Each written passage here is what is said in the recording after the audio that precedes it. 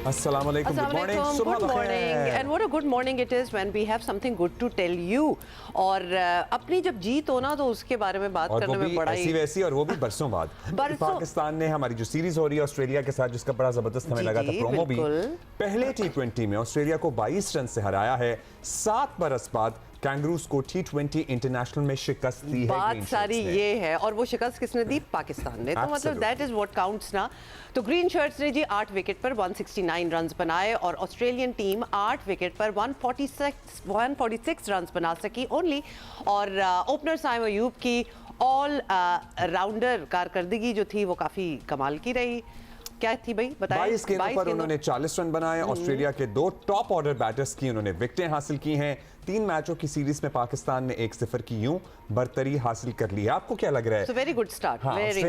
ऑस्ट्रेलियावी खिलाड़ी जरा ठिठुर रहे थे लाहौर की सर्दी में। लेकिन उन्होंने पहले ही कह दिया था कि हम एक्सपेक्ट नहीं कर रहे थे कि इतनी ठंड होगी and all that. It is not that difficult to just check on internet के किसी जगह जहां जा रहे हैं वहां का मौसम कैसा है। हाँ वैसे करना तो चाहिए लेकिन चलो वो तो मजाक में हमने ले लिया। That's not a serious thing. They are so welcome to Pakistan and we are so glad that they are here. लेकिन ऑफ कोर्स इसमें कोई गारंटी नहीं है कि हम उनको जीतने देंगे। तो पहले मैच में हमने उनको दिखा दिया है दैट वी आर विनर्स। इन चंद घंटों के अलावा हम उनकी मेहमान नवाजी में कोई कसर नहीं छोड़ेंगे, रखे हुए हैं और वो हम करते रहेंगे। But yes the match is a match.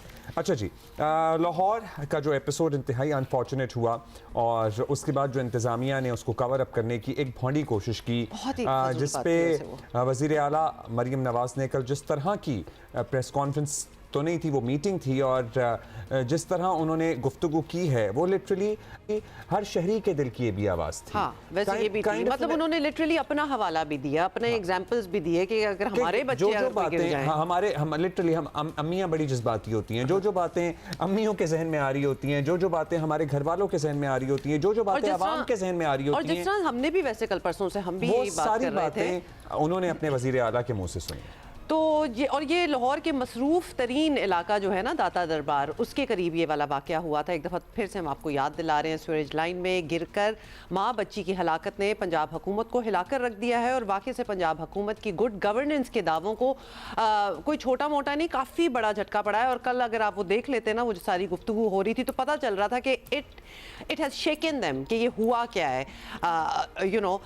वज़ीर आला पंजाब मरियम नवाज़ इस वाक़े पर इस कदर बरहम और गुस्से में हैं कि उनकी ये बरहमी कल पूरे पाकिस्तान ने टीवी चैनल्स पर बराह रास्त देखी और इस वाक़े पर लाहौर इंतज़ामिया के साथ खुसूसी इजलास भी किया। पंजाब की तारीख में शायद पहली बार सरकारी अफसरान को बुलाकर पूरी कौम के सामने उनसे ना सिर्फ जवाब मांगा बल्कि अफसरान को उधेड़ कर रख दिया। हाँ, well for lack of a better word, वो लिटरली यही लग रहा था। और वो मुअत्तलियों तक बात नहीं रही, बर्खास्तगियों तक बात नहीं रही, फिर गिरफ्तारियां भी हुई हैं, फिर केसेस भी दर्ज हुए। हुआ क्या था वो एक्चुअली उसके बाद ये कह देना कि ये तो फेक न्यूज़ है, ये तो हुआ ही नहीं। फिर वो जो औरत है और बच्चा जो वो गिरे उसके मियाँ को गिरफ्तार भी कर ले। मतलब सो मेनी थिंग्स हैपेंड। और ये सारे पहलू वज़ीर आला ने अवाम के सामने रखे, अपने अफसरान से इस बारे में क्रॉस क्वेश्चन किया, क्या क्या बातें हुई। और ये भी उन्होंने कहा कि जो मुतासरा फैमिली को मुजरिम बनाने की कोशिश थी ना, इस पे तो कोई स्पेयर नहीं वैसे इस पे कोई माफी नहीं होती। सुने जरा।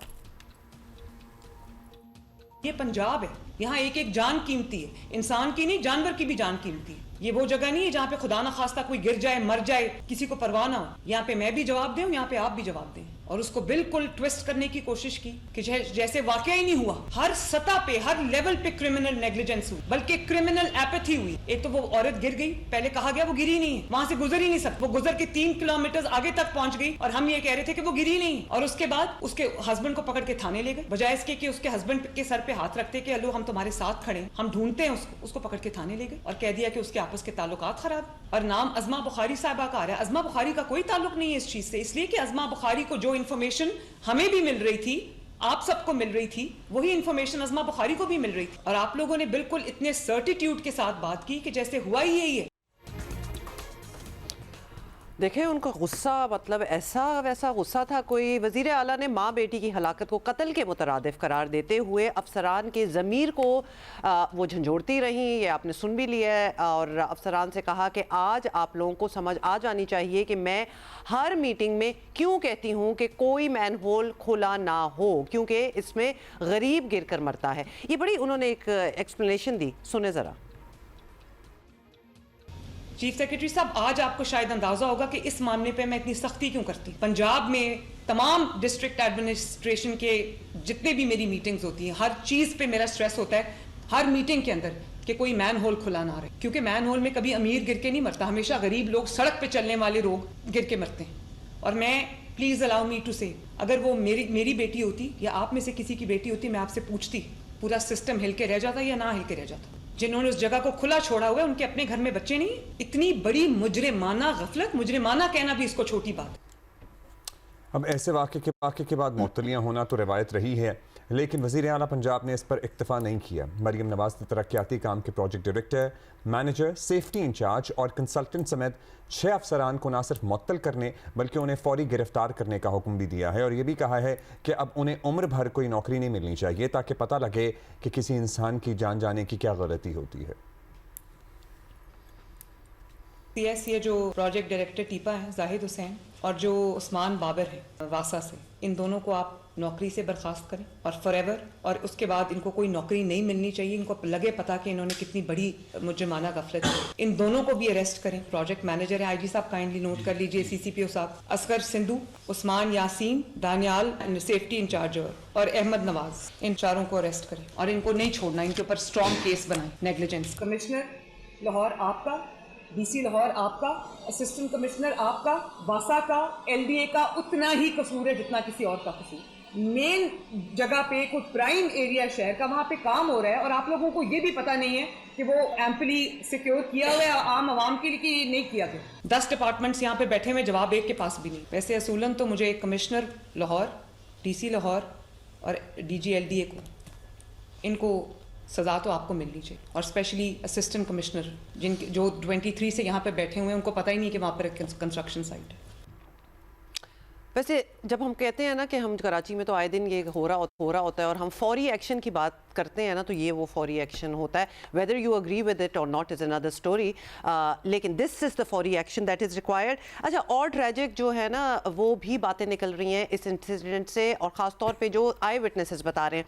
अब सादिया जो खातून थी, उसके रिश्तेदारों और ऐनी शाहिदीन का कहना है कि पहले बच्ची जो थी ना, जो 10 महीने की रिदा फातिमा, वो सीवरेज लाइन में गिरी, यानी उसके हाथ से वो गिर गई, क्योंकि ऑब्वियसली वो रिक्शा ही उधर रुका था और उसको बचाने के लिए सादिया भी फिर कूद पड़ी। तो that is how it happened. ये यानी शाहिदीन कह रहे हैं सड़क किनारे कई फुट गहरी सीवरेज लाइन के मैन होल पर कोई ऑब्वियसली ढकना तो था ही नहीं और कोई रुकावट भी नहीं थी कि इधर मत जाओ। वहां रिक्शा रुका है और वहां शी स्टेप्ड आउट और वो गिर गए। मोस्ट लाइकली जब बच्ची गिरी है, वो शुरू में तो इंतजामिया यही कहती रही ना, इसमें कोई डूब नहीं सकता, इसमें कोई डूब नहीं सकता।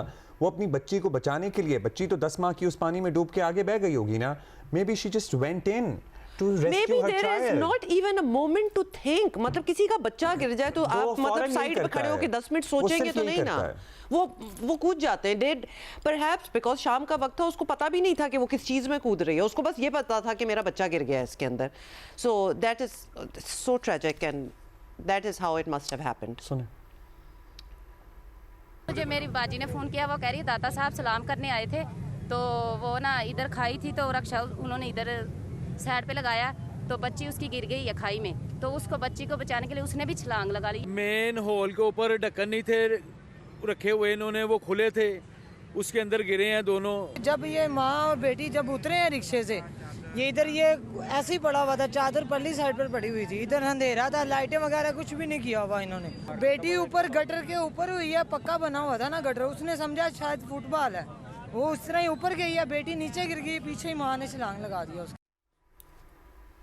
वज़ीर आला की हिदायत पर बनाई गई फैक्ट फाइंडिंग कमेटी 24 घंटे में करेगी। कराची में सानेहा गुल प्लाजा के बाद लाहौर में पेश आने वाले इस वाक़े पर यह भी सवाल और ज़्यादा शिद्दत से सामने आता है कि अगर एक मजबूत बल्दियाती निज़ाम हो और इख्तियारात वाकई निचली सतह तक मुंतकिल हों, तो फिर ये जिम्मेदारी वज़ीर आला के कंधों से ज़रा कम भी होती है, क्योंकि हुकूमतों का बोझ जो है वो कम होता है, हुकूमतों का बोझ कम होता है, and it is not easy to govern the largest province of Pakistan as in population wise. और वैसे तो हम ये भी कहेंगे कि लाहौर हो या कराची हो, पिंडी हो, कोई भी शहर हो, लोग अपने मकामी नुमाइंदों से जवाब मांग रहे हैं और मांगने चाहिए। So that is a good way to go about it. अच्छा, अहमद फराज हमारे साथ मौजूद हैं। अहमद फराज, आप ज़ाहिर है कल से हमें इस वाक़े से मुताल्लिक अपडेट कर रहे हैं। वज़ीर आला की जो मीटिंग थी सारे पाकिस्तान ने बैठ के वो लाइव देखी, और वाकई जिसे कहते हैं ना, सरजनिश तो छोटा लफ्ज़ है। उन्होंने जवाब तलबी की सही मानों में, फिर एक्शन भी हुए, फिर गिरफ्तारियाँ भी हुई। लेकिन एक पहलू हम आपसे जानना चाहते हैं कि जो थाने ले जाने वाला ट्विस्ट था इस सारी ट्रेजेडी में, शौहर को, और फिर ये केस को एक और रुख देने की कोशिश थी, इस पे पुलिस अफसरान और SHO एंड अबव SHO उनसे भी कोई पूछताछ हो रही है? बहुत शुक्रिया अब्दुल्ला। देखें, ये तो कल जो वज़ीर आला पंजाब ने जो किया है, मेरा ख्याल है हुक्मरानों को ऐसा ही होना चाहिए, और कि बड़े अरसे के बाद किसी CM को इस तरह एक्शन लेते हुए देखा है, और उन्होंने बहुत अच्छा काम किया उन्होंने। लेकिन देखा जाए, जो आपका सवाल है, अभी तक किसी भी पुलिस अफसरान को नहीं हटाया गया, ना उनके खिलाफ कोई कार्रवाई की गई है। देखें, ये जो वाक़या पेश आया है, ये बिल्कुल ये गालबन को 300 मीटर के फासले पर DIG ऑपरेशन का दफ्तर है, और मसूफ जो हैं वो कोर्स भी उन्होंने शुरू कर दिया हुआ है, और वो खुद तो आते नहीं हैं फील्ड में, वो आते हैं फील्ड में शाम 6 बजे के बाद, और सोशल मीडिया पर वो वीडियोस बना के भेज देते हैं कि शायद वो काम भी कर रहे हैं और कोर्स भी कर रहे हैं। तो देखा जाए तो लाहौर मुकम्मल जो है ना, इस वक्त हेड के बगैर ही चल रहा है। ऑपरेशन का DIG होता है, और वो हेड के बगैर चल रहा है। और जो SP हैं, जब हेड सर पे नहीं होगा तो SP ने ऐसे ही करना है। 2 SP सिर्फ एक अगर एक पुलिस अफसर जिसकी बड़ी जिम्मेदारी है कि वो अपना कोर्स पे तवज्जो देगा या अपनी ड्यूटी सर अंजाम देगा, या फिर जब तक वो चल रहा होगा कोई उसकी जगह किसी को तो लगा देते हैं ना, कोई एक्टिंग जो पोजीशन होती है। ये पोजीशन इतनी ताकतवर है कि इसको भी नहीं जाने देना चाहते, अब्दुल्ला एडिशनल भी तो होते हैं और अपने कोर्स भी जारी रखना चाहते हैं। बिल्कुल, पोजीशन भी ताकतवर है और सिफारिश भी है गालबन, क्योंकि वो है कोई नहीं, उनकी जगह कोई DIG लगाया नहीं गया ऑपरेशन, SSP ऑपरेशन काम कर रहा है, और नीचे जो SP हैं वो तो फिर जाहिर है जब हेड ना हो मौके पे तो वो फिर किस तरह काम करते होंगे।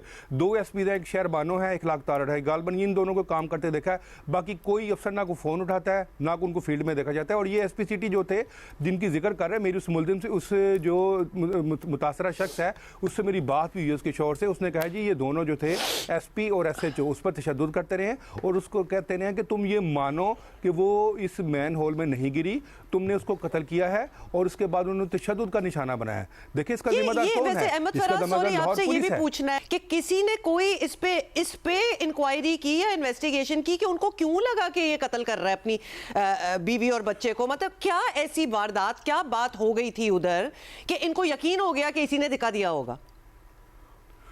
बिल्कुल, आपने दुरुस्त फरमाया। देखिए, सबसे पहले इन्फॉर्मेशन ही उसने दी थी 15 पे, 15 पे उसने इन्फॉर्मेशन दी, और वजह मौके पे आया तो पुलिस ने कहा जी हमें ये, उनका ये कहना था कि SP भी ये कहता रहा है, SHO भी ये कहता रहा है कि जी हमें उसकी बॉडी लैंग्वेज से ये लगा कि ये झूठ बोल रहा है। आप देखें ना, जब इन्होंने कहा जी ये झूठ बोल रहा है, उसके बाद रेस्क्यू टीमों ने काम छोड़ दिया, वो फिर पीछे हो गए। अगर वो वहाँ पर उस वक्त काम जारी रखते तो मेरा नहीं ख्याल था इन दोनों की लाशें जो हैं वो 3 किलोमीटर दूर मिलती, वो फिर उसी रेडियस में उनकी लाशें मिल जानी थी, क्योंकि रेस्क्यू 2-3 घंटे उन्होंने फिर काम ही नहीं किया, और ये इंतजार करते रहे कि जी अभी ये प्रेस कॉन्फ्रेंस करेंगे पुलिस वाले कि इसने मान ली है। ये जो गिरफ्तारियां CM ने ऑर्डर की हैं, ये हो गई हैं?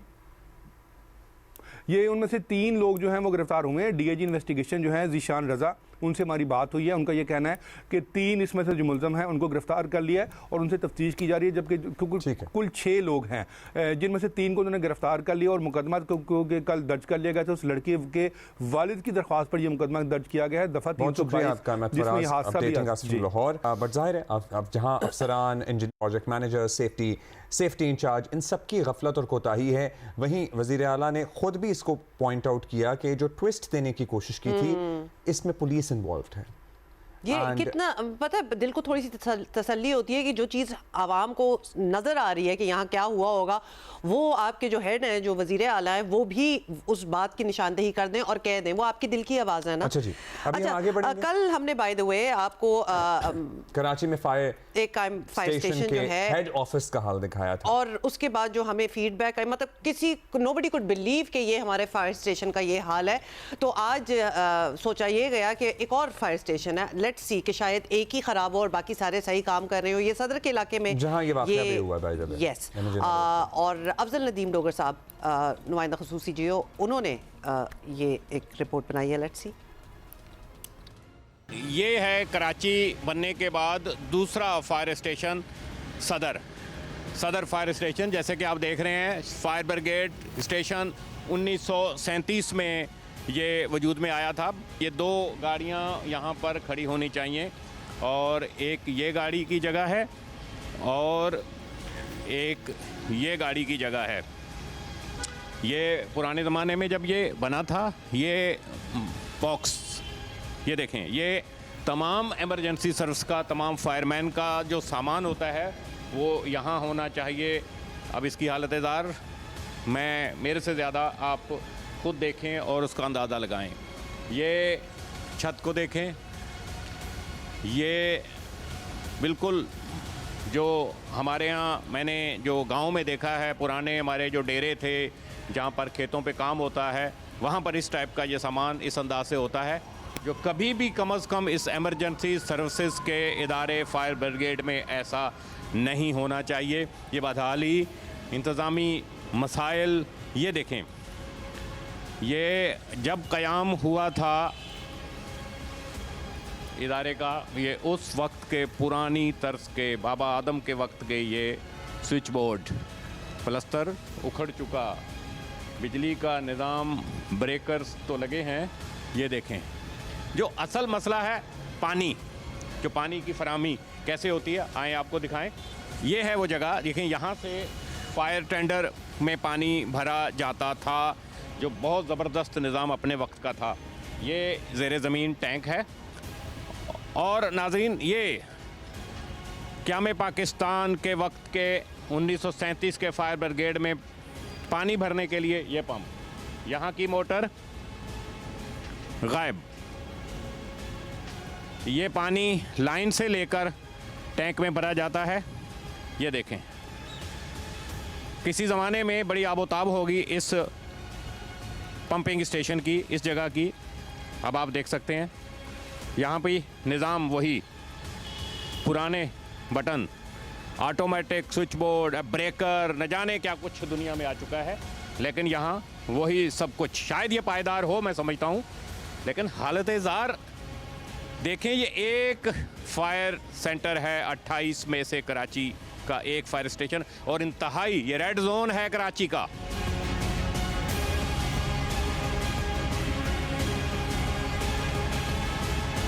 ये कहाँ कैसे मौजूद हैं अभी तक, बड़ी हैरत की बात है। 1937, तकरीबन 100 ये घंटी बजाई जाती हैं जहाँ पर जब आग लगती है। उसके बाद जो लोग अपने घरों में होते हैं तो इमरजेंसी डिक्लेयर होती है, वो आके यहाँ पर गाड़ी में सवार होते हैं और फिर आग बुझाने के लिए यहाँ से निकलते हैं। और ये पीछे जो आबादी है, ये यहीं के मकीन जो हैं, वो जो फायर ब्रिगेड में काम करते हैं, ये उनकी है। कंट्रोल रूम, एक ऑपरेटर हैं इनके, वो ड्यूटी पे हैं। अगर आप कंपेयर करें इसको रेस्क्यू 1122, एक वक्त में 36 ऑपरेटर ड्यूटियां कर रहे हैं। करोड़ों रुपए के माहाना अखराजात। जहां गाड़ियां हैं उनके पास ऑपरेटर्स की ये सूरत हाल, जिनके पास गाड़ियां नहीं फायर ब्रिगेड की, 36 आदमी एक वक्त की ड्यूटी पे, बजट अरबों रुपए का, लेकिन फायर ब्रिगेड की गाड़ियां उनके पास सिर्फ 3। इसके अलावा 7 गाड़ियां उनकी मुआवन हैं, जो छोटी फायर ब्रिगेड कहते हैं आप उनको, बोजर कहते हैं आप उनको, या एमरजेंसी सर्विसेज का वो है। देखें, जहां चीज़ें वसाइल होने चाहिए वहाँ ये सूरत है। इस वजह से 79 लोग जल के भस्म हो गए, इस जाने फ़ानी से कूच कर गए। ये रेड जोन है, ये सदर का इलाका है, ये सबसे ज़्यादा गुंजान आबाद इलाका है कराची का। यहाँ पे मुतअद्दिद इमारतें कायम हैं, मुतअद्दिद शॉपिंग सेंटर्स हैं, मुतअद्दिद बाज़ार हैं, और मुतअद्दिद आगे भी लग चुकी हैं इधर कराची में। बाय द वे, मतलब पहली के बाद ये निज़ाम जो है ये बहुत बेहतर हो जाना चाहिए था। What are we waiting for? And you know the comparison draw कर रहे थे ना अफजल साहब 1122 के कॉल सेंटर्स में, वो state of the art call centres हैं। मतलब वो ऐसा है कि वो आपको लगे आप पाकिस्तान में नहीं हैं, लेकिन उस कॉल सेंटर का हम क्या करें कि जिस कॉल ने आगे डाइवर्ट होना है, फायर फायर स्टेशन पर या फिर आग बुझाने के लिए जो उसको आलात चाहिए, जो गाड़ियां चाहिए, अगर वो ही नहीं है तो उस कॉल सेंटर तो मुझे ऑनेस्टली ये हमने रिपोर्ट देखी और यकीनन आपके पास भी हजार चीज़ें दिमाग में आएंगी। 1937 का ये निज़ाम है, 1937 की अगर हम बात कर रहे हैं तो ये 1937 ही लग रहा था, उधर ही फंस गया। मतलब ये जो बेल थी, अब तो स्कूलों में ये बेल नहीं होती, तो हाउ वी आर इन 2026, हम मतलब कि कहाँ बैठे हुए हैं? अगर लिटरली इसको तो एक म्यूजियम बना के आप रख लें, प्रिजर्व करके रखते हैं ना, तो बच्चे यहाँ स्टडी टूर कर रहे होते हैं। हाँ, लेकिन चूंकि ये आपकी नज़र में ये फंक्शनल है तो ये क्वेश्चनेबल है बहुत ज़्यादा, मतलब इस पे तो कोई बात होनी चाहिए। और कल अडियाला के बाहर एक और मामला चल रहा था, मतलब देयर आर सो मेनी मामलात which have been going on. Imran Khan से मुलाकातों पर पाबंदी की इजाज़त हुकूमत कब देती है या नहीं देती है, लेकिन बानी पीटीआई की सेहत को लेकर अब तहरीक इंसाफ अपने शदीद रिजर्वेशंस का इजहार कर रही है, एंड राइटली सो। व्हेन हुकूमती person comes on TV and says के तो नॉन इशू है, ये नॉन इशू नहीं है। मतलब even a little thing might not, you might think that an operation of a surgery of an eye जो कि अब हो जाती हैं, आम ही हो गया है, और any kind of procedure is not a big deal. It is a big deal. You not telling about it is a big deal. The procedure might have been a very little one, but why are you then hiding it? सवाल तो यही होता है ना, बताएं फिर आप। You know, this is also kind of a cover up, or then this mess makes it big. No, फिर then it becomes even bigger than it was. क्यों आप अपने आप को इस तरह कर रहे हैं? खैर, कल वज़ीर आला खैबर पख्तूनख्वा सुहेल आफरीदी ने बानी पीटीआई से मुलाकात के हवाले से भी कोशिश की, बात ही करते हैं और क्या हो सकता है। तो दीगर रहनुमाओं के हमरा अडियाला जेल जो है वो फैक्ट्री नाके पर उन्होंने धरना दे दिया, जो रात गए उन्होंने ख़त्म कर दिया। अब सुबह वो जाएंगे अदालत। सलमान अकरम राजा, हाँ, सलमान अकरम राजा सुबह याददाश्तनामा कराएंगे सुप्रीम कोर्ट में। क्या होता रहा ये ज़रा सुनिए। ओके। एक न्यूज पहले वी लॉग के जरिए से आई, फिर न्यूज रिपोर्ट हो गई है एक रिलायबल न्यूज़पेपर में कि खान साहब को सैटरडे और संडे वाली नाइट को शायद हॉस्पिटल लाए गए और उनका एग्जामिनेशन हुआ और फिर वापस जेल लेके गए। ये जो सूरत हाल है, इससे पूरे कौम, मुल्क और पार्टी और फैमिली में बहुत तशवीश है। फिर आज तक ये नहीं बताया गया है कि किस बीमारी के पेश नजर उनको हॉस्पिटल लाए गए थे, किस डॉक्टर ने उनको एग्जामिन किया और क्यों कर उनको वापस ले जाया गया, ऐसी जरूरत क्यों कर पेश आई। ये जो मुलाकात आप नहीं होने दे रहे, इसके तशवीश बढ़ रही है बहुत ज्यादा। ये आप नहीं समझ पा रहे, हुकूमत नहीं समझ रही, लेकिन हम उनको समझा रहे हैं थ्रू दिस प्रेस कॉन्फ्रेंस कि इन मसाइल के इदराक जरूर कर ले। ये एक मुलाकात आप होने दे, हर सूरत होने दे। ये 8 फरवरी तक आप मुलाकातें किसी सूरत ना रोके।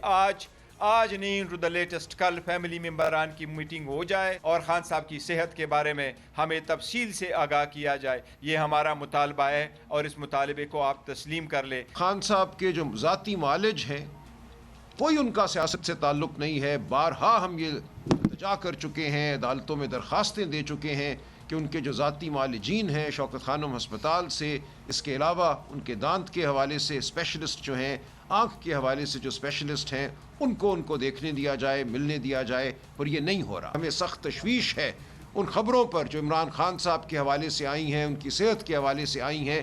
फिलफौर उनके ज़ाती मालिजीन को उनसे मिलने दिया जाए, उनका मायना करने दिया जाए।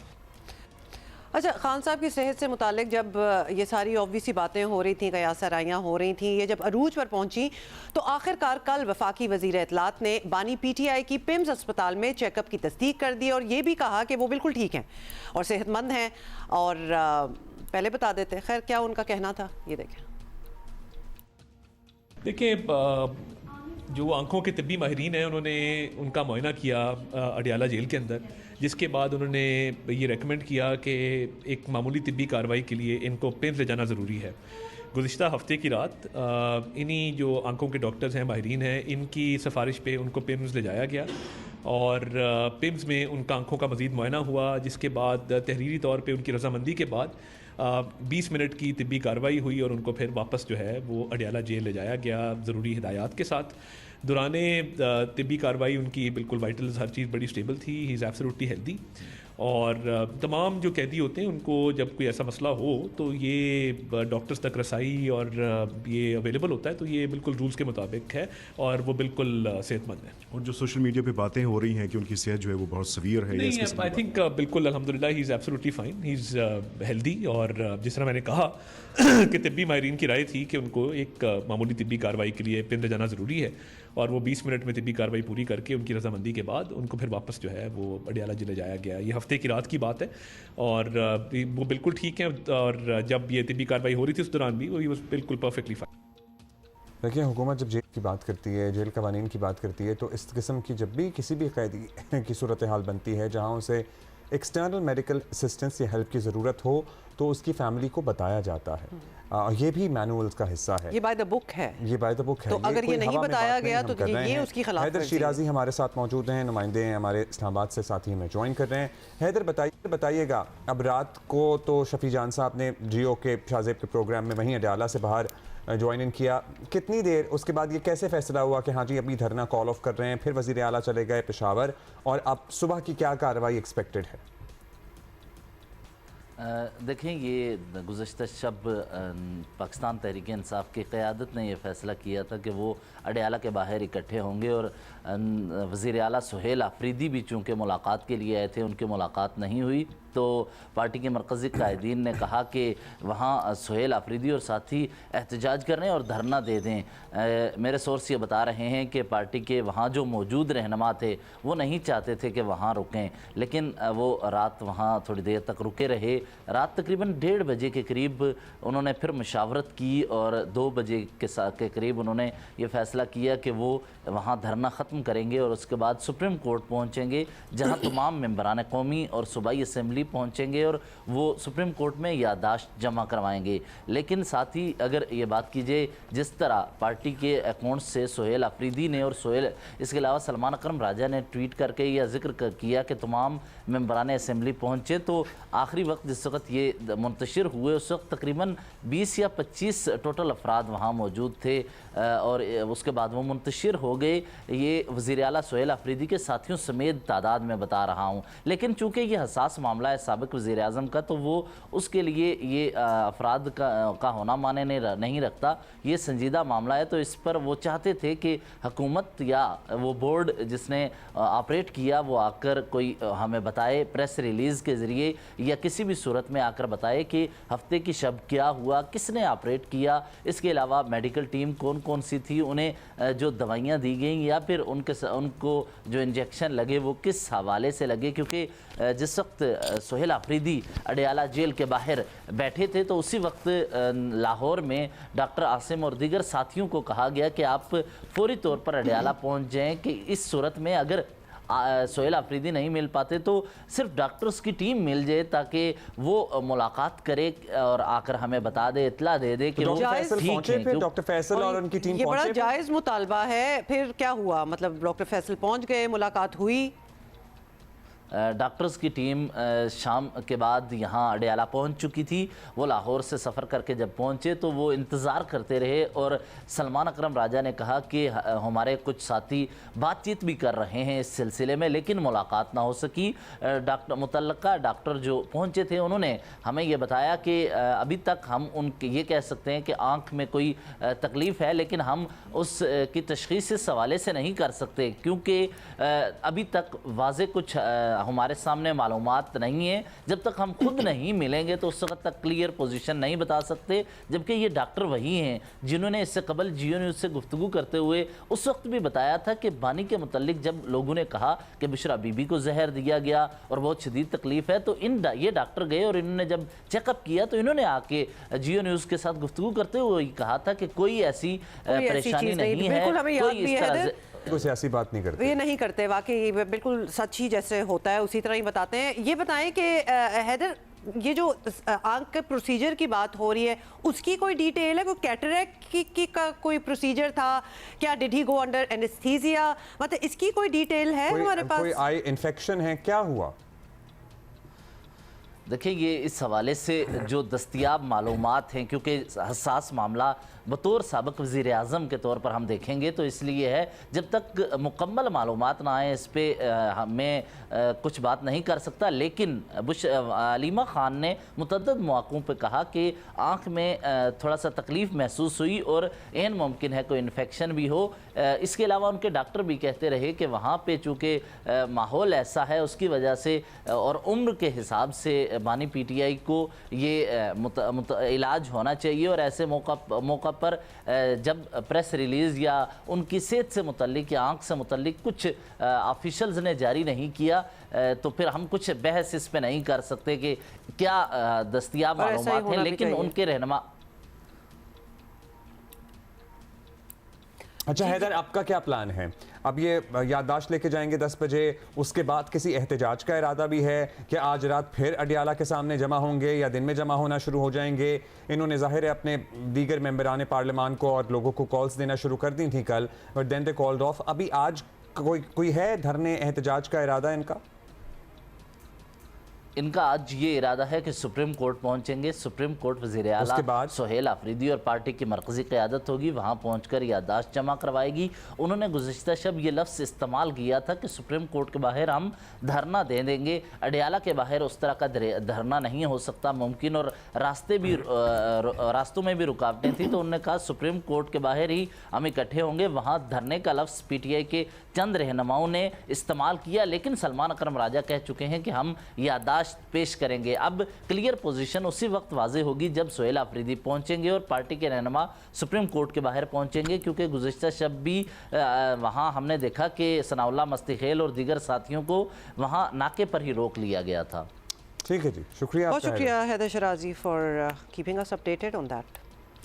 अच्छा जी, अब क्या हुआ था आपको बताएं कि आलमी मंडी में क्या था, सोने की कीमत में रिकॉर्ड इजाफे हो रहे हैं जी। उसके बाद एक ही दिन में 4% से जायद कमी भी देखी गई है और कीमत 5,150 यानी $150 फी आउंस पर आ गई है। नहीं, फिर से बताओ। नहीं, मैंने नहीं बताया। $5,150 फी आउंस पर आ गई है। सोने की कीमत $5,594 रिकॉर्ड सतह पर पहुंची है, फिर नीचे आई है। उधर मुल्क में सोने की कीमत में हर रोज़ नए रिकॉर्ड बन रहे हैं, रिकॉर्ड टूट ही रहे हैं। कल एक ही दिन में 1 तोला सोने की कीमत में 21,200 रुपये का तारीखी इजाफा हुआ। एक तोला सोने की कीमत 5.25 लाख तक जा पहुंची। अब लोग समझ नहीं पा रहे हैं कि अभी सोना बेचने का वक्त है या खरीदने का वक्त है। सिल्वर के हवाले से भी लोग वैसे भी यही अब हमें जब लेना था तब लेना चाहिए था, अब कुछ बहुत ही महंगा हो चुका है। तो इस वक्त 1 तोला सोने की नई कीमत आपको बता दें, नहीं मैं नहीं बता रही, 5,72,000 रुपये, 862 रुपये की मुल्क की तारीख की बुलंद तरीन सतह पर आ चुकी है। लेकिन अब आज जो गिरी है कीमत, उसके बाद अभी सराफा एसोसिएशन वाले वैसे दोपहर तक रेट निकालते हैं, निकल जाएगा, लेकिन जाहिर है इंटरनेशनल मार्केट में अब कमी आई है। इसके बाद में मुल्क में क्या सूरत हाल बनेगी, मतलब आपको हम यही कहेंगे कि जब आप कुछ सोने की कुछ खरीदारी कर रहे हैं या बेच रहे हैं या व्हाटएवर, तो अपनी रिसर्च जरूर कर लें, क्योंकि ये रोज ही कुछ ऊपर नीचे हो रहा है। और आज का तो हम अभी आपको आज बता ही रहे हैं। Since a lot of people, you know, pay their zakats in Ramzan, and Ramzan is literally a few weeks away. Around the corner. So, around the corner. So आपको अपनी सारी कैलकुलेशन दोबारा करनी पड़ेगी, बिकॉज सोना जो पिछले साल था उससे डबल हो चुका है। सो जितनी आपने ज़कात सोने के ऊपर दी थी पिछले साल तक, It's going to be different now. It's going to be double now. तो फिर नीचे आ ही जाए। मतलब अगर इस तरह सोचे तो why not, ये भी हो जाए। Are we talking to somebody about it?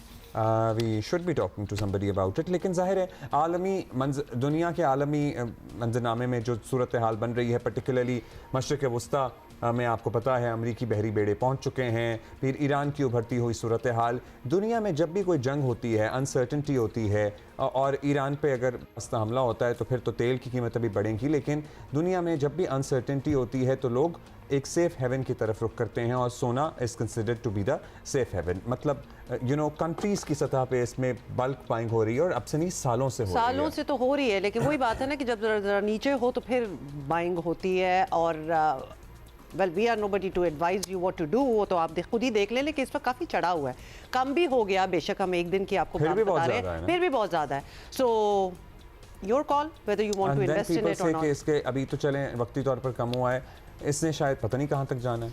सो या this is a phenomena which is quite unusual bye the way. मतलब सोना होता था, जिस तरह सोना बढ़ता है उसी तरह सोना बढ़ता था, लेकिन अगर एक साल में डबल हो गई है या चंद महीनों में 25% इजाफा हो रहा है या 50% इजाफा हो रहा है, तो ये मतलब दुनिया की तारीख में क्या हमने पहले भी देखा है? ये भी क्रैश करता है कभी, ये कभी हमने सुनने में आया? पता नहीं, आई डोंट थिंक सो। इस तरह कभी भी मतलब कोई सोना इस तरह ऊपर जा रहा हो एग्जैक्टली तो उस तरह नीचे नहीं आता। Let's just put it that वे।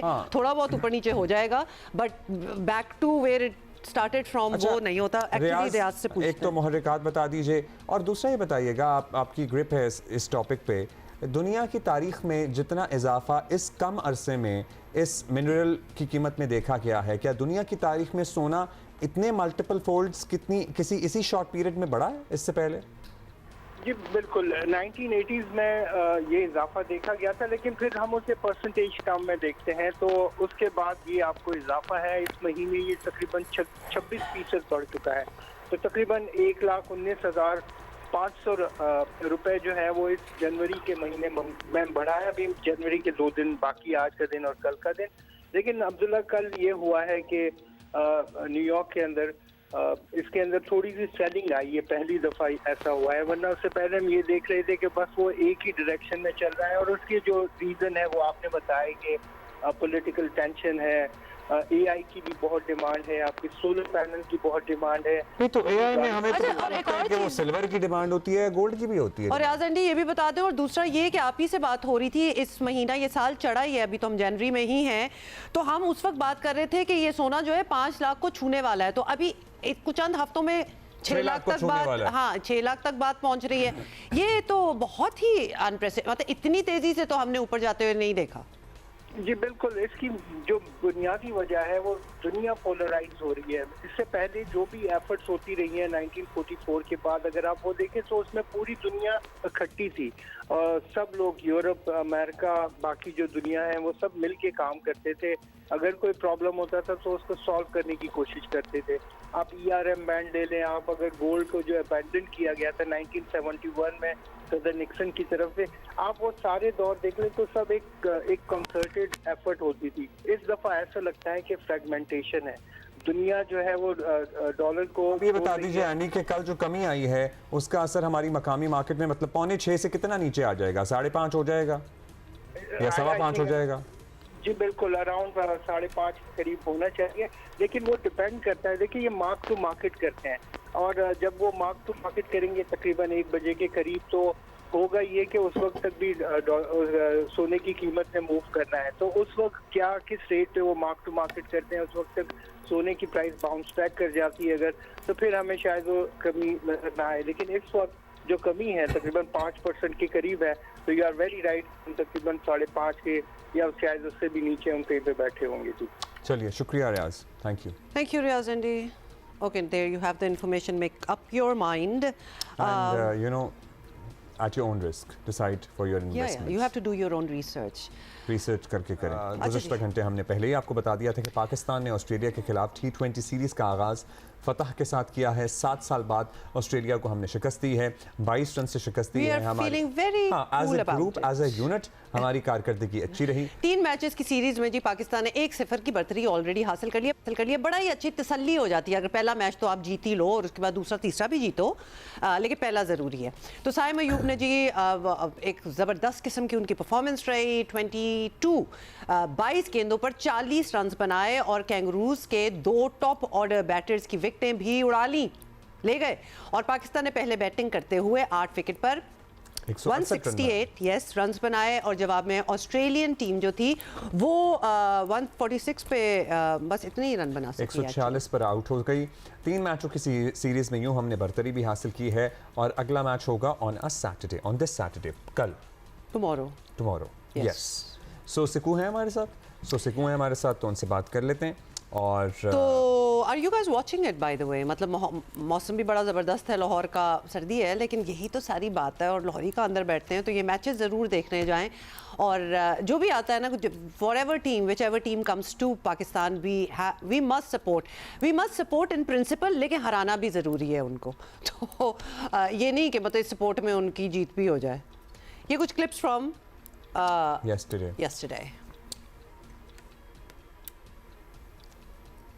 साइम का हेयर स्टाइल कैसा लगा आपको? मैंने गौर नहीं किया।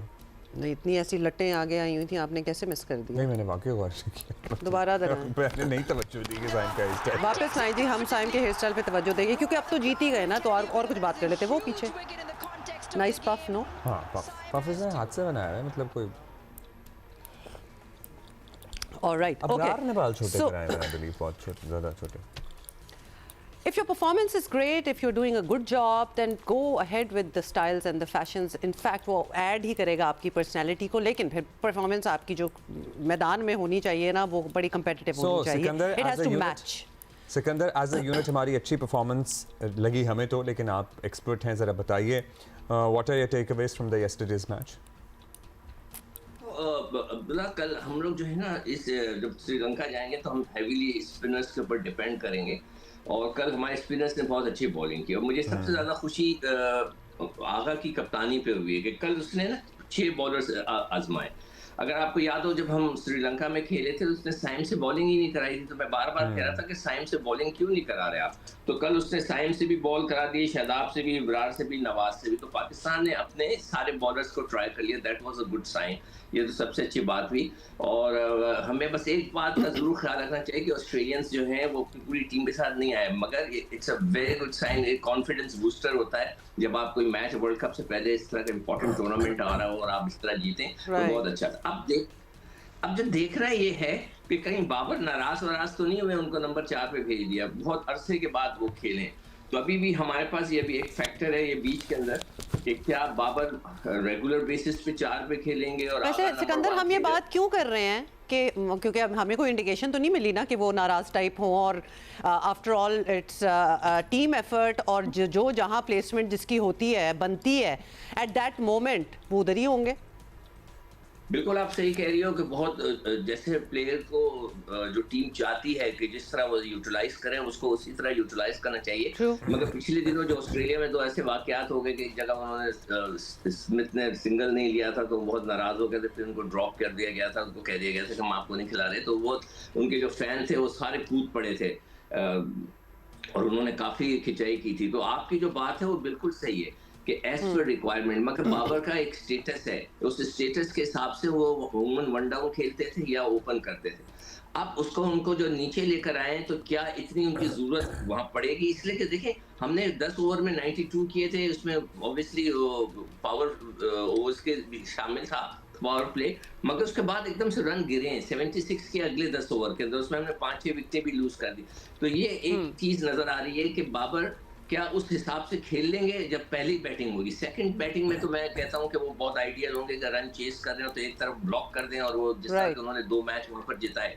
तो अब देखते हैं कि अब अगले मैचेस के अंदर क्या होता है कि क्या कल एक ऐसी सिचुएशन पैदा हुई कि पहली ही गेंद पर फरहान आउट हो गए तो उन्होंने फौरन आगा ने बोला कि मैं खुद चला जाऊं, या ये रेगुलर बेस पे होगा. या ये रेगुलर होगा. अच्छा, बिल्कुल दुरुस्त है आपकी बात, बिल्कुल दुरुस्त है कि टीम को जब जरूरत हो जिस किस्म से आपको वैसे खेलना चाहिए. इन प्रिंसिपल एब्सोल्युटली इसी तरह ही होना चाहिए सिकंदर. एब्सोल्युटली, मतलब eight the end of the day जब टीम हमारी मतलब स्टैचर जिसका भी बड़ा हो, लेकिन उस वक्त वो किधर फिट आ रहा है, that is how it should be seen. अच्छा सिकंदर, अभी शुरू में आपने कहा कि स्पिनर्स को ट्राई किया और मतलब everything kind of worked out yesterday. So spinners को ट्राई किया, do we have the same at the end of the day? हमने वर्ल्ड कप खेलने जाना है, वो भी श्रीलंका में है, तो क्या हमारी कंडीशंस मैच कर रही हैं? अगर हम इधर ट्राई कर रहे हैं स्पिनर्स को, बड़ा अच्छा परफॉर्म वो कर रहे हैं, the same model is going to be replicated in Sri Lanka. Do we have the same conditions for that as well? Moisture का एलिमेंट आपको लग रहा था, क्योंकि ओस लाहौर में भी पड़ती है तो खासी नमी हो जाती है फिर आबो हवा में. नहीं, काफी हद तक वैसे ही होगा. देखिए, हमारे इस सब कॉन्टिनेंट में पिचेस ऐसी होती हैं. कल एक चीज जो थोड़ी सी मुझे डिस्टर्ब कर रही है वो हमारे फास्ट बॉलर्स हैं. दोनों लड़कों ने 3-3 ओवर कराए और तीनों उन्होंने 29 रन दिए हैं, और जिसके यानी कि 10 रन पर ओवर, तकरीबन 30 रन कह लें ना. उसमें सिर्फ जो है मिर्जा ने एक आउट किया है, एक ने 27 दिए, एक ने 29 दिए. तो यहाँ पर थोड़ा सा लग रहा है कि पाकिस्तान को फास्ट बॉलर की एक ऐसी जरूरत होनी चाहिए. नीचे हमारे फास्ट बॉलर्स को अच्छी गेंद करानी पड़ेगी. मैं ये नहीं कह रहा कि चेंज कर दें, मतलब हमारे ये फास्ट बॉलर्स को आखिरी ओवर्स में आकर बहुत अच्छी गेंदें करनी पड़ेंगी. कल मिर्जा ने इतनी अच्छी गेंद नहीं करा सका लास्ट ओवर्स. तो मुझे चाहिए, मैं ये चाह रहा हूँ कि अगले मैच में नसीम शाह को ट्राई कर लें ताकि देखें वो आखिरी ओवर्स किस तरह कराते हैं. बहुत शुक्रिया आपका सिकंदर. सो अगले मैच में जब होगी परफॉर्मेंस तो फिर आपको देखिए जाते हैं ना, जब हम अच्छा खेल रहे होते हैं फिर हमारे पास खास बातें भी नहीं होती करने हम अच्छा coming back to the Lahore issue, जिस पे वज़ीर आला ने कल मीटिंग की और लिटरली उन्होंने फौरी एक्शन किस तरह लिए जाते हैं ये पूरे पाकिस्तान ने देखा। और फिर वज़ीर इत्तलात पंजाब का भी बयान सामने आया जिसमें उन्होंने कहा कि ना सिर्फ मैं माजरत खां हूँ बल्कि मैं दुखी हूँ and it certainly takes a bigger person to apologise. और उन्होंने ये भी कहा कि मैं तो इस्तीफ़ा देने के लिए भी तैयार थी। और वज़ीर आला ने भी ये कल कोट किया कि अज़मा बुखारी का नाम आ रहा है लेकिन उसको जो इन्फॉर्मेशन दी जा रही थी वो उसी को आगे रिपोर्ट कर रही थी। अज़मा बुखारी हमारे साथ हैं। अज़मा साहबा शुक्रिया आपका, और we have been trying to get in touch with you since yesterday. ज़ाहिर है आप मसरूफ़ थे सब लोग इसमें, and it certainly takes a bigger person to accept the responsibility to apologise. हम आपसे ये पूछना चाहते हैं कि एग्जैक्टली क्या हो रहा था जब आप तक ये इन्फॉर्मेशन पहुंच रही थी, किस किस सोर्स से पहुंच रही थी, और ये वाक़या जब हुआ उसके बाद कैसे चीज़ें अनफोल्ड हुई, हम ज़रा ये जानना चाहते हैं आपसे।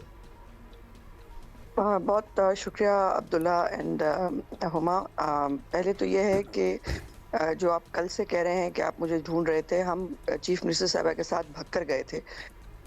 उनका वहाँ पे बच्चों के साथ स्कूल का विज़िट थे। भक्कर में वैसे भी आपको पता है सिग्नल्स के इशू होते हैं, और दूसरा अब जो कुछ हो चुका था उसके बाद ये चीफ मिनिस्टर साहबा का भी हुक्म था कि अब पूरी इन्वेस्टिगेशन के करने के बाद जो है वो मैं या वो बात करेंगी पहले। सो इसलिए कल मैंने इसके ऊपर कोई बात जब तक नहीं की जब तक चीफ मिनिस्टर साहबा ने उसकी मीटिंग कर जो उन्होंने कमेटी बनाई हुई थी आला सतही, उसकी उन्होंने ब्रीफिंग नहीं ले ली, और उन्होंने जो है वो इससे पहले वो खुद उन्होंने इस पर बात की। उसके बाद फिर जाहिर है कि मुझे इसके ऊपर बात करनी थी, और अब हम कोई भी बात बगैर तहकीक के, बगैर पूरी तरह जांच पड़ताल के नहीं करना चाहते थे, इसलिए मुझे जो है वो इंतज़ार करना पड़ा। गुजारिश ये है अब्दुल्ला कि यकीनन जो लोग किसी ऑपरेशन में ग्राउंड पे मौजूद होते हैं, जो सरकारी अफसरान होते हैं, जो इदारे मौजूद होते हैं, वो लम्हा बलम्हा जो है वो उससे आगाह कर रहे होते हैं। वो चीफ मिनिस्टर को भी आगाह कर रहे थे, और वही मालूमात जो है वो मुझे भी मिल रही थी, जिस पे पहले ये कहा गया कि ये वाकया हो ही नहीं सकता। वो बच्ची जो है वो इतनी छोटी जगह है, वहाँ वो गिर ही नहीं सकती। और वो एक वीडियो भी उन्होंने मेरे साथ शेयर की, जो मैंने भी शेयर की, जिसमें वो एक टायर ट्यूब जो है वो भी दिखा रहे हैं कि देखें ना, ये टायर ट्यूब तक यहाँ से नहीं गुजर सकता, तो किसी इंसान का यहाँ से गुजरना मुमकिन ही नहीं है। और ये एक पहली एक ये वीडियो, एक ये खबर थी जो हमारे साथ शेयर की गई, जो मैंने जो है वो मीडिया के साथ शेयर की गई है। शायद ये मामला हुआ नहीं है, ये ऐसे है नहीं। और इस पे जो रेस्क्यू 1122 का इदारा है, उसके लोग हैं, वो वहाँ पर खड़े मीडिया के लोगों से भी बात करते रहे, और यही इतला जो है वो हमें पहुँचाते रहे। उसके बाद थोड़ी देर के बाद जब ये उस बच्ची की लाश नहीं मिल सकी, और इन्होंने मेरा ख्याल है कि प्रॉपरली इस वक्त कोशिश भी नहीं की, बजाय इसके कि ये पहले ढूंढते, पहले देखते, इन्होंने पहले ही जो है वो एक क्रिएट कर दी कंफ्यूजन कि ये हुआ नहीं है। उसके बाद जो है वो पुलिस, उसने इनके जो इंटरवीन किया, उनके बच्ची के जो वालिद हैं उनका राब्ता हुआ पुलिस के साथ, और उन्होंने उनकी कुछ ख़ानदानी जो कोई मियाँ बीवी के आपस का कोई झगड़े की उन्होंने कोई रेफरेंस दिया कि शायद वो भी हुआ था, और उन्होंने कुछ शक व शुबहात का इजहार किया, जिसके ऊपर पुलिस ने फिर इंटरवीन करके उन्होंने जो है वो उस बच्चे को, जो उसका शौहर है, उसको वो थाने ले गए, और उन्होंने कहा कि लग रहा है कि ये लड़का शायद इन्वॉल्व होगा, और ये वाकया ऐसे नहीं हुआ, जिसके ऊपर आपको पता है कि चीफ मिनिस्टर साहिबा ने कल बहुत डिटेल से बात भी की इन दोनों इश्यूज़ के ऊपर, और उन्होंने कहा भी कि ये बताइए कि आप किसी के वो ख़ानदानी मसले को लेके आपके पास तो नहीं आए थे, आपको तो उस बच्ची को ढूंढना चाहिए था, और वो दोनों बेचारे अपनी सुलह के बाद अपनी बीवी को सैर व तफरी के लिए, उसको मनाने के लिए जो है वो लाहौर लेके आया था। और ये मेरे पास अल्फाज नहीं है अब्दुल्ला, और मैं आपको बता नहीं सकती कि चीफ मिनिस्टर कितनी तकलीफ में थी, वो कितनी परेशान थी। कल वो भक्कर का उनका विजिट जरूर वो था, नजर भी आ रहा लेकिन आपसे वो यही लाहौर में ही थी। जी जी आज़म साहब, आपसे ये ज़रूर पूछना चाहेंगे कि जब आपको ये सारी इन्फॉर्मेशन मिल रही थी, पहले तो ये कहा जा रहा, डिनायल था कि जी कोई गिरा ही नहीं है इसमें। उसके बाद बात आ गई कि ओके फ़ाइन, गिरे भी हैं और ढूंढ भी रहे हैं। उसके बाद बात आ गई कि शौहर भी इन्वॉल्व होगा। मतलब आप खुद अपनी तरफ से भी कुछ क्वेश्चन कर रही थी कि एवरी कपल ऑफ मिनट्स या हाफ एन आवर 40 मिनट्स जो स्टेटमेंट है वो बदल जाती है। तो आपको भी उस वक्त ये हो रहा था कि ये क्यों, पहले तो ये कह रहे थे हुआ ही नहीं और आप कह रहे हैं कि मियां नहीं किया? जी मुझे तो छोड़े, चीफ मिनिस्टर साहिबा एक एक लम्हे के ऊपर जो है वो हर एक चीज की रिपोर्ट भी ले रही थी, वो इनसे क्रॉस क्वेश्चनिंग भी कर रही थी। और अगर मैं ये कहूँ कि इस पूरे वाक़े को जो अनफोल्ड करने में सबसे बड़ा रोल चीफ मिनिस्टर का है तो वो गलत नहीं है, बिकॉज उन्होंने इंटरवीन करके जब ये स्टोरियां उनको मिल रही थी तो उन्होंने सेफ सिटी से रब्ता किया और उन्होंने कहा कि सेफ सिटी जो है वो अपनी फुटेज देख के मुझे बताएं कि इस बच्ची को जो है इसकी आखिरी लोकेशन क्या थी। और जब तक वो जो है वो हमारे पास फुटेज है, क्योंकि जहाँ ये तरक्याती काम हो रहा है, तामीराती काम हो रहा है, वहाँ पर टेम्परेरीली जो है वो कैमरास को जो है वो खेड़ा गया है बिकॉज वहाँ काम हो रहा था। तो चीफ मिनिस्टर ने जो है वो उसके ऊपर सवालात उठाए कि ये कैसे हो सकता है। उन्होंने जब फुटेज देखा कि वो बच्ची नॉर्मली अपनी फैमिली के साथ, अपने शौहर के साथ वो ग्रेटर इकबाल पार्क भी जाती है, वो जू भी जाती है, वो दाता दरबार पे हाजिरी भी देती है, और अचानक से ऐसा कौन सा झगड़ा हो गया था कि वो अपनी, और 2 मिनट के अंदर 7:30 तक जो है फुटेज मौजूद है। 7:32 के ऊपर रेस्क्यू 1112 को कॉल आती है कि बच्ची जो है वो गिर गई है। तो ये चीफ मिनिस्टर हैं जिन्होंने ये, अगर मैं कहूँ कि क्रॉस क्वेश्चनिंग करके इस जो मामले पे गफलत को छुपाया जा रहा था उसको अनफोल्ड किया, तो वो गलत नहीं है। अच्छा, जाहिर है हमने फिर वो कार्रवाई भी होते देख रहा कि इनको बर्खास्त किया जाए, मुअत्तल किया जाए, और गिरफ्तारियों का भी हुक्म हुआ और गिरफ्तारियां कुछ हो भी गई हैं, 3 हो भी गई हैं। हम आपसे जानना चाहते हैं कि चीफ मिनिस्टर साहिबा ने बड़ी सरजनिश भी की, मतलब लिटरली उधेड़ कर रख दिया तमाम अफसरान को, लेकिन इसमें जो पुलिस का किरदार है उस पर हमारा आपसे सवाल है कि अफसरान की गफलत, ना अहली एक तरफ, जिन्होंने ना वो बाड़ लगाई थी, ना उसे सिक्योर किया हुआ था, ना वहाँ कोई रोशनी थी एटसेट्रा, जिसकी हर चीज़ की निशानदही चीफ मिनिस्टर ने खुद भी की। पुलिस इस बच्चे को ले जाकर जो उसके साथ करती रही, इस पर भी अलग से कोई एक्शन लिया जाएगा? क्योंकि फिर पुलिस के रवैये जिसको चेंज करने की बहुत बात और कोशिश भी की जा रही है और कोशिश हो रही है, वो फिर ऐसा लगता है कि सब एफर्ट करने के बाद वहीं पे आ जाता है। उनको किस बात से लगा कि ये लड़का जो है ये झूठ बोल रहा है? जी मैंने जैसे बताया हुमा कि उनके वालिद साहब का ये कहना कि इनका झगड़ा हुआ था, इसके ऊपर उन्होंने जो है वो जाहिर है उनको एक क्लू मिला, उन्होंने इसके ऊपर इन लाइंस के ऊपर, बिकॉज जब रेस्क्यू वाले कह रहे थे कि यहाँ हो ही नहीं सकता कि यहाँ बच्ची गिरी हो, और वो जाहिर मिल भी नहीं रही थी, और ये उनके वालिद साहब की तरफ से ये कह देने पर उनको जो है उनको लगा कि शायद ऐसे ही कोई मामला होगा। सो इसके ऊपर मैं बता दूं आपको कि ये अभी तहकीकात मुकम्मल नहीं हुई हैं, अभी भी चीफ मिनिस्टर साहिबा ने 48 घंटे मजीद दिए हैं तहकीकाती कमेटी को, बिकॉज कमेटी ने जो है वो चीफ मिनिस्टर बिल्कुल इस पे इंतज़ार करने के और जो है वो बैठे रहने के लिए बिल्कुल तैयार नहीं थी। इसलिए उन्होंने ये हंगामी मीटिंग एयरपोर्ट पे ही बुला ली और उसी दिन बुला ली कि मुझे अभी इसके ऊपर बात करनी है, मुझे अभी जो इसके अंदर इन्वॉल्व हैं मुझे उनको कटहरे में लाना है।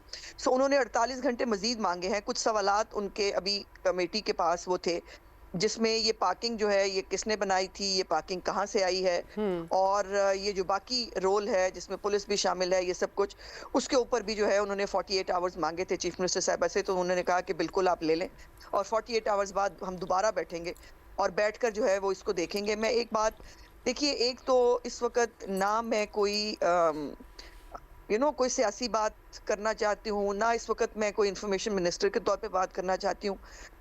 मैं तो खैर छोड़ें, जितना मैंने चीफ मिनिस्टर को तकलीफ में देखा है आप उसका अंदाज़ा नहीं लगा सकते। और ये आप बार बार देखते हैं उनकी जितनी भी कमिश्नर्स, डिप्टी कमिश्नर्स के साथ मीटिंग्स होती हैं, कई दफ़ा वो ऑन एयर भी होती हैं, उनका पहला और मेन फोकस जो है वो मैन होल को जो है वो बंद करने के ऊपर होता है। कोई भी एक वाकया हो जाए उसको वो ज़ीरो टॉलरेंस है उसके ऊपर, और बार बार कहने के बावजूद जब इस तरह से गफलत दिखाई जाती है तो यकीनन उनका जिच होना, उनका परेशान होना जो है वो तो यकीनी है। और 2 डिप्टी कमिश्नर्स ऑलरेडी जो है इसी पादाश में कि ये मैनहोल के अंदर कोई जो है वो किसी की गिर के हलाकत हो, वो उसको बर्दाश्त नहीं करती। तो ये जो ये बात है ना कि किसी भी वाक़े के ऊपर वाक़यात देखिए पूरा उसको कंट्रोल करने की ना होने की एक ज़ीरो टॉलरेंस चीफ मिनिस्टर की है, लेकिन फिर भी कहीं ना कहीं अगर कोताही होती है तो उसके ऊपर फिर माफ़ी किसी को नहीं है। और मैं दोबारा, चूँकि आपके प्लेटफॉर्म पे भी मौजूद हूँ, मैं सो नहीं सकी हूँ रात को भी। मैं बहुत शर्मिंदा भी हूँ, बहुत उसमें हूँ कि मैं भी इस गलत इन्फॉर्मेशन का शिकार हुई जो चीफ मिनिस्टर को अगर दी जा रही थी, तो मैं तो किसी खेत की मूली नहीं हूँ। सो उसके ऊपर जो मेरा रोल था उससे भी जो कन्फ्यूजन क्रिएट हुआ, जो एक तकलीफ जो है वो हुई, मैं उस पर बहुत तकलीफ दे है मेरे लिए, और मेरे पास अल्फाज नहीं है कि मैं किस तरह इस पे माफ़ी मांगूं। आज़मा साहबा, आप पहले भी इस बारे में बयान दे चुकी हैं कि आप शर्मिंदा हैं, माफ़ी मांग रही हैं, और आपकी गुफ्तगू में वो वाज़े नज़र भी आ रहा है। एक बात अब ज़ाहिर है, कार्रवाइयाँ भी हो रही हैं, मज़ीद भी 48 घंटे दिए गए हैं, शायद मज़ीद लोग इसके अकाउंटेबल ठहरें, उनके खिलाफ भी कार्रवाइयाँ हों। वज़ीर आला बड़ी पर्टिकुलर हैं मैनहोल्स के बारे में, हर चीज़ को लेकर अपने सूबे के बारे में, लेकिन द फैक्ट रिमेंस कि ये पाकिस्तान का आबादी के लिहाज से सबसे बड़ा सूबा है। पंजाब गवर्नमेंट की गवर्नेंस की बात हो रही है, मतलब दुनिया भी देख रही है, बहुत सारी चीज़ें इम्प्रूव हो रही हैं, लेकिन ये कितनी देर तक इसी तरह वज़ीर आला इंतज़ामी तौर पर अपनी इंतज़ामिया से सूबे के मामला चलवाती रहेंगी? फिर सवाल वहाँ आता है कि अगर लोकल गवर्नमेंट्स का एक मजबूत निज़ाम हो और अपने ज़िले की सतह पे और तहसील की सतह पे और टाउन की सतह पे लोग, अपने महल्लों की सतह पे लोग जवाबदेह हों, तो शायद वज़ीर आला की ज़िम्मेदारियाँ भी कुछ कम हों। अभी तो वो अपनी मशीनरी के थ्रू इस सूबे को बेहतरीन चलाने की कोशिश कर रही हैं। सो उस पर क्या प्रोग्रेस है? बिल्कुल अब्दुल्ला, इसमें गवर्नमेंट ऑफ पंजाब बिल्कुल जल्द अज जल्द बल्दियाती इंतखाबात चाहती है, और ये इस वाक़े से पहले की भी बात है। हमारी स्टेटेड पोजीशन मौजूद है कि हम जल्द अज जल्द जो है वो बल्दियाती इंतखाबात चाहते हैं। उसके लिए जो कानून बनने के अंदर जो है वो कुछ टाइम लगा। उसके बाद जो आपको इंतज़ामी मामलात हैं, जो हल्का बंदियाँ होनी हैं, जो ये तमाम मामलात को जो है वो उसका टाइम लग रहा है। सिर्फ हम एज गवर्नमेंट ऑफ पंजाब हम बिल्कुल तैयार हैं इस बल्दियाती इंतखाबात के लिए, और हम समझते हैं कि अगर जो अवामी नुमाइंदे हैं वो अगर साथ मशीनरी के अंदर शामिल होंगे तो यकीनन ये इसमें परफॉर्मेंस में बेहतरी आएगी। लेकिन फिर बात यह है कि अगर हम सब अपने अपने लेवल पर अपना काम दयानतदारी से और ईमानदारी से करना शुरू कर दें, और जो जिसकी जगह है, कल आपने असिस्टेंट कमिश्नर को सुना, वो असिस्टेंट कमिश्नर कभी साइट के ऊपर गया ही नहीं है, जिसका काम है कि उसको हर वक्त उस साइट पे दिन में कम से कम 2 या 3 दफ़ा चीफ मिनिस्टर साहबा ने जैसे कहा भी कि उसको वहाँ होना चाहिए था, उसको देखना चाहिए था कि स्टैंडर्ड SOPs जो हैं वो फॉलो किए जा रहे हैं कि नहीं। 25 जून जो है वो उस पे महकमा हाउसिंग जो है उसने SOPs का लेटर भी लिखा तमाम डिपार्टमेंट्स को कि जितनी कंस्ट्रक्शन साइट्स हैं उनके ऊपर ये जो मेयर्स हैं इनको इम्प्लीमेंट किया जाए। लेकिन उसके बावजूद बिल्कुल ये सारी बातें हुई, और हमने आपसे पहले भी पूछा और हम आपसे वाज़े तौर पर ही पूछना चाहते हैं कि ये आपके जो अफसरान हैं, असिस्टेंट कमिश्नर हो गए, प्रोजेक्ट डायरेक्टर, इनके खिलाफ कार्रवाइयाँ हो रही हैं, लेकिन जिस SHO ने इस बच्चे को मुबैना तौर पर, क्योंकि हमारे correspondents Ahmad Faraz and everybody is reporting कि इस मुबैना तौर पर इसको मारा पीटा भी गया। मतलब हम वो सिनारियो इमेजिन कर रहे हैं आज़मा साहिबा, जहाँ उसका बच्चा और उसकी बीवी गिर गए हैं, उसको पता है कि वो गिर गए हैं, वो किसी को बता रहा है कि गिर गए हैं। इससे ये तासुर मिलता है कि अगर कुछ ऐसा हो जाए तो ना बताओ, क्योंकि तुम पे भी इल्जाम आ सकता है, तो इसके लिए तो ठीक ठाक सजा होनी चाहिए। तो इसमें इलाका SHO और SP और जो अफसर पुलिस अफसरान हैं उनकी अकाउंटेबिलिटी भी होगी क्या? जी बिल्कुल होगी। मैंने जैसे कहा कि किसी को भी स्पेयर नहीं किया जाएगा, और स्पेसिफिकली चीफ मिनिस्टर साहबा ने इसके ऊपर खुद बात भी की, और उन्होंने कहा कि आप जो है बजाय इसके कि आप उस बच्चे के कंधे पे हाथ रखते, आप उससे कहते बेटा परेशान मत हो, हम ढूंढते हैं, हम ढूंढ के ले आएंगे तुम्हारी बीवी और बच्ची को, तो आप उसको जो है वो थाने उठा के ले गए। और ये जो इतलात बाद में आई हैं कि शायद उस बच्चे के साथ कोई जो है वो गलत ट्रीटमेंट भी किया गया है, इसका भी जो है वो तहकीकात हो रही हैं, किसी को भी स्पेयर नहीं किया जाएगा। अच्छा आजमा साहिबा, लोकल बॉडीज के इलेक्शंस का कोई प्लान है, कोई टाइमलाइन कोई फोर्सी आप लोग कर रहे हैं कि कब करेंगे? जी इसी साल में यकीनन उसको जल्द से जल्द करवाने का प्रोग्राम चीफ मिनिस्टर साहबा ने ऑलरेडी हुक्म दे दिया है। अब जो इंतजामी मामलात हैं इसके ऊपर इलेक्शन कमीशन ने डेट देनी है, तो हम उसके लिए तैयार हैं। जैसे इलेक्शन कमीशन डेट देगी पंजाब में बलदियाती इंतखाबात होंगे। शुक्रिया आपका, थैंक यू सो मच। बहुत शुक्रिया, thank you for your time. Punjab में बलदियाती इंतखाबात इसी से और जल्द होने चाहिए। पंजाब हुकूमत वैसे साल बहुत लंबा है तो ये जल्दी हो जाए तो बहुत बेहतर होगा। शुरू हुआ है और पुलिस अफसरान और मुतल्लिका पुलिस के लोग जो उस बच्चे को मारते पीटते रहे कि तुम बताओ तुमने क्या किया। और मैं आपको बात बताऊं, पंजाब पुलिस में जो महारत है ना, उसने मान भी लेना था। उसने कहने का मतलब ये है कि एक पुलिस की रेप्यूटेशन उनके लिए भी बेहतर है कि वो इंटैक्ट रहे, कि खुद भी अकाउंटेबिलिटी अंदर भी होनी चाहिए with in the police force. कि ये कैसे हो गया कि इतना बड़ा सानेहा हुआ है और वो लड़का बता रहा है, उसी वक्त बता रहा है कि यहाँ क्या हुआ है, क्या वजह थी कि हमने उसको नहीं माना और हमने यही सोचा। यस उन्होंने बता दिया है कि जी बाप ने ये कहा कि कोई झगड़ा हुआ था और उसके लिए, भाई किस घर में झगड़े नहीं होते, ये कोई रीज़न है? पहले आप अपनी तहकीकात करें, विद इन मिनट्स आपने ये कैसे मान लिया कि इसी ने धक्का दिया होगा और इसकी वजह से, और उसके बाद फिर उसको तशद्दुद का निशाना बनाना। और इख्तियारात की निचली सतह तक मुंतकिली इसलिए इंपॉर्टेंट होती है because you know chief minister should have bigger problems to deal with. You know policy क्या बननी है, एजुकेशन पॉलिसी क्या होगी, this obviously a huge problem. लेकिन गटर के ढकनों पे अगर हर रोज चीफ मिनिस्टर गटर के ढकनों पे रिपोर्ट लेगी तो जाहिर है बाकी चीजें निगलेक्ट होती हैं। इसलिए ये पूरा निज़ाम होना चाहिए जिसमें गटर के ढकने लगाना नहीं लगाना लोगों की जिम्मेदारी हो। देखिए जवाबदेह होने के लिए भी पकड़ सके ना किसी मेयर, कोई काउंसलर, कोई नाजिम, मतलब कोई तो हो ना नीचे कि जिसकी ये रिस्पॉन्सिबिलिटी हो to see what's going on. और फिर ये आजमा साहिबा के ये बताना कि एसी तो कभी उस जगह पहुंचे भी नहीं थे, उन्होंने कभी वो लोकेशन भी नहीं देखी हुई थी, इतना काम हो रहा था जो कि उनका काम है। दिस इज नॉट मतलब कोई फार फ्लंग एरिया नहीं है, this is the prime of Lahore, middle of Lahore, this is the most populated area of Lahore. और होपफुली के 48 घंटों बाद कुछ उन पुलिस अफसरान के भी नाम सामने आए जिन्होंने इसको मिस हैंडल किया।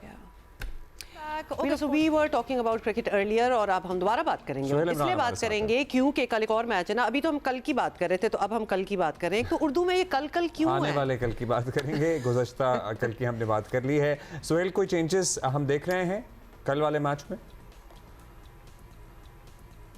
जी अब्दुल्ला, डेफिनेटली क्योंकि 2 मैचेस अब बाकी रह गए हैं और उसमें तब्दीली की भी जा सकती है। मुमकिन तौर पर शाहीन आफरीदी की जगह पर खिलाया जा सकता है नसीम शाह को। इसी तरह आप उस्मान तारक का भी जो है वो इंक्लूजन कर सकते हैं। तो इस तरह की चीज़ें जो हैं वो सोची जा रही हैं। लेकिन अभी क्योंकि आज रेस्ट है, दोनों टीमें रेस्ट कर रही हैं, कोई एक्टिविटी नहीं है क्रिकेट की।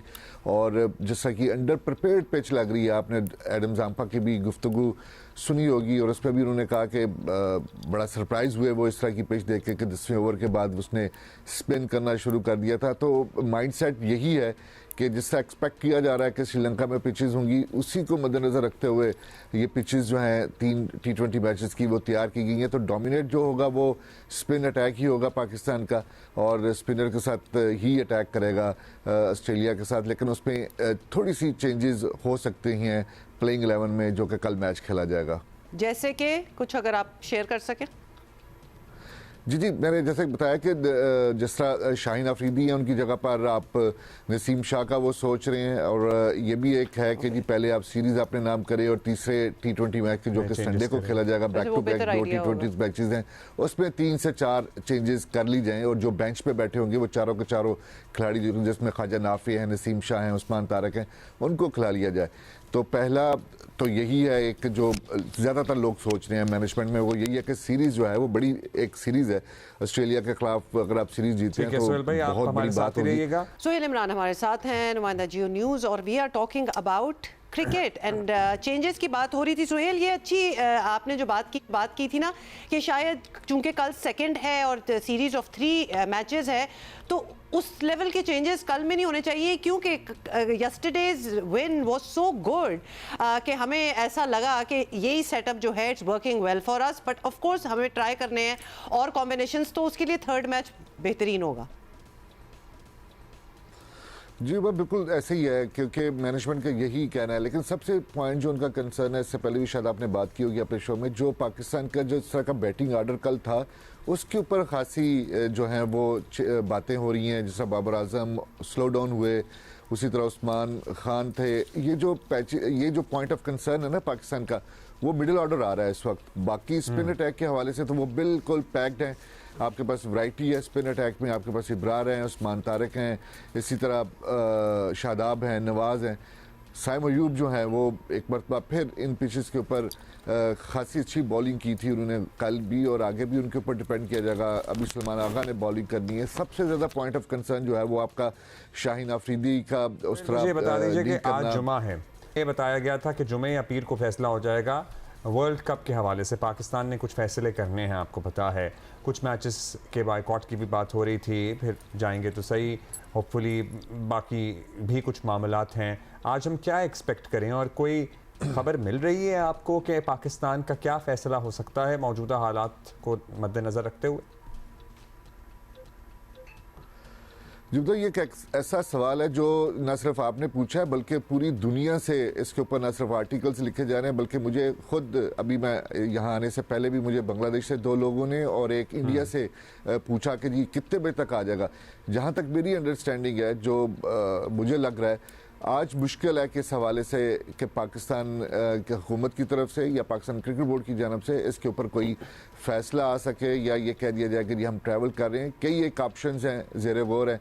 और मुझे जो लगता है कि पाकिस्तान टीम जो इंडिया के ख़िलाफ़ मैच है उसके ऊपर अपना सारे का सारा फोकस रखे हुए कि उसको हम किस तरह उसके ऊपर एहतजाज कर सकते हैं, बाइकआउट कर सकते हैं, ब्लैक आर्मबैंड्स के साथ उतर सकते हैं, अंडर प्रोटेस्ट खेल सकते हैं। ये तमाम तर चीज़ें हैं जो कि सोची जा रही हैं। जहाँ तक हाईली लाइकली जो है वो इंडिया के मैच के ऊपर ही सारा कुछ डिसीजन होगा। बाकी आपके वर्ल्ड कप पे जाने का मुझे जो लग रहा है, अपनी जो मेरी अपनी ज़ाती सोच है वो यही है कि पाकिस्तान टीम वर्ल्ड कप के लिए तो डेफिनेटली जाएगी, लेकिन हमें भी ऐसा ही लग रहा है। इंडिया के मैच के हवाले से, इंडिया के हवाले से ऑब्वियसली सोच विचार में निकल रहा है, और आज भी फैसला नहीं है तो डेफिनेटली यही लग रहा है कि टीम तो जाएगी। ऑल्दो ये ब्लैक आर्मबैंड्स वाली बात है ना, this also needs to be approved by ICC. एवं ही कोई नहीं पहन सकता, it has to have a मकसद। तो वो भी एक मुतनाज़ चीज़ हो सकती है अगर if we go ahead with that. We have a guest with us in yes, the studio. we do. A very musical guest. और पाकिस्तान आइडल का हिस्सा है ये, और पाकिस्तान आइडल के हवाले से आपको बता दें कि अब उस जगह पे ये मुकाबला जो है वो पहुंच गया है जहां लगता है कि जो भी सिंगर जो गा रहा है टाइटल उसी को मिलना चाहिए, because they are also good. अब ये सारे मैं कहता हूँ स्टार्स हैं, ये सारे अच्छे हैं। जाहिर है आइडल का टाइटल तो एक ही को मिलेगा, लेकिन हमारे लिए ये सभी आइडल हैं। ज़ैन बलोच इज़ विद अस, और ये हर राउंड के साथ निखरते चले जा रहे हैं। इनकी गुलकारी बेहतर हो रही है, और माशाल्लाह जो इन्होंने लास्ट परफॉर्मेंस दी है जिसमें उन्होंने पुरानी जीन्स गाया, एक नया रंग, एक नया अंग हमें उस गाने का नजर आया। और इट वाज आपने पुरानी जीन्स को नई जीन्स कर दिया, और वो बिल्कुल नया फ्लेवर था। सो आपका ताल्लुक बलूचिस्तान से है, मौसीकी से शगफ गाना कब शुरू किया, कैसे ये इंटरेस्ट डेवलप हुआ? बस सुनता म्यूज़िक जब आपके कानों को अच्छा लग रहा होता है तो फिर आपको गाने को भी दिल करता है। सो मेरी जर्नी कुछ ऐसी है कि वक्त और हालात इंसान को सिखा देते हैं। बस म्यूज़िक अच्छा लगता था, गाते गाते कहीं ऑडिशन देने चला गया और वहाँ जाके रिजेक्शन मिली बस। अच्छा। तो मैंने कहा चलो अब मेहनत करनी है इसके ऊपर। फिर सोशल मीडिया पे चीज़ें डालना स्टार्ट कर दी तो लोगों को पसंद आने लग गया, तो मैंने कहा चलो अब गाओ, अब गाना है, अब गाना है। अच्छा, हमें अभी हम ब्रेक में बात कर रहे थे आपसे कि ऑब्वियसली इस तरह प्रोफेशनली सीखा नहीं, लेकिन खुद को सिखाने के लिए क्या टूल्स इस्तेमाल किए? मतलब यूट्यूब से रियाज करते, क्या यूट्यूब इज़ अ करते? Better option. मुझे ऐसा लगता है कि आज के टाइम में किसी के पास इतना टाइम नहीं है कि आपको सिखाए। हाँ। सब सोशल मीडिया का दौर चल रहा है और हर चीज़ शॉर्ट हो गई है, तो मुझे ऐसा लगता है कि अगर नए यूज़र्स भी हैं जो म्यूज़िक सीखना चाहते हैं तो YouTube is the best. Inspiration क्या थी जब जब गाने अच्छे लग रहे होते हैं? नुसरत साहब सुनते थे, आबदा जी सुनते थे, आतिफ असलम सुनते थे, अरिजीत सुनते थे, क्या सुनते अच्छा, थे? मैं आतिफ असलम को बहुत फॉलो किया। आतिफ असलम, उमैर जसवाल, जुनून को बहुत फॉलो किया। जुनून इज़ माई लव। अच्छा। मैं तो बेसिकली रॉक स्टार बनने आया था, मगर मुझे गाने ऐसे दे दिए कि जुनून तो एक आइकॉनिक मतलब एक बात है बिल्कुल। अच्छा, टाइम हमारे पास कम है ज़ैन, और आवाज़ आपकी हमें बहुत अच्छी लगी और आपके गाने भी हमें बहुत पसंद हैं। हम चाहते हैं हमारे व्यूअर्स के लिए कुछ स्पेशल सॉन्ग हो जाए। और एकदम से गाना भी याद आ गया, ये आज भी रेलेवेंट है ये गाना, हालांकि काफ़ी पुराना लिखा हुआ है। अच्छा जल्दी से बताएं, you can pick and choose Pakistan Idol में गाने जो आपको सूट करते हैं, जो आपका दिल चाह रहा है, या फिर आपको एक लिस्ट दी जाती है? मुझे लिस्ट दी जाती है, मुझे लिस्ट भी नहीं दी जाती, गाना दिया जाता है कि आपने ये गाना करना है। अच्छा तो वो मेरे लिए असल में पाकिस्तान आइडल तभी बनेगा ना इंसान जब आपको कोई टास्क मिलेगा, चैलेंज टास्क मिलेगा। डे वन से या अब तो मुश्किल घड़ी हो गई है? स्टार्टिंग ऐसे ही है। हालांकि मैं जब आया था उस टाइम मुझे लाइव बेकदरा ना लियारी मिला था तो फैल नियाजी साहब का, और मेरे से कोसों दूर था मेरे जॉनरे से। हाँ। सो मैंने उसको अपना बनाने के लिए लाइव बेकदरा ना लियारी, मेरा ख्याल है कि 2 लाइन उसकी कर देंगे आप। वो कह रहे हैं वो मेरे उससे ऑनरा से डिफरेंट है। और हम आपसे इजाजत इसी नोट पे ले लेंगे और ज़ैन का इसके बाद हम डिजिटल एक सेगमेंट रिकॉर्ड करेंगे जो आप जियो के तमाम प्लेटफॉर्म्स पे देख सकेंगे।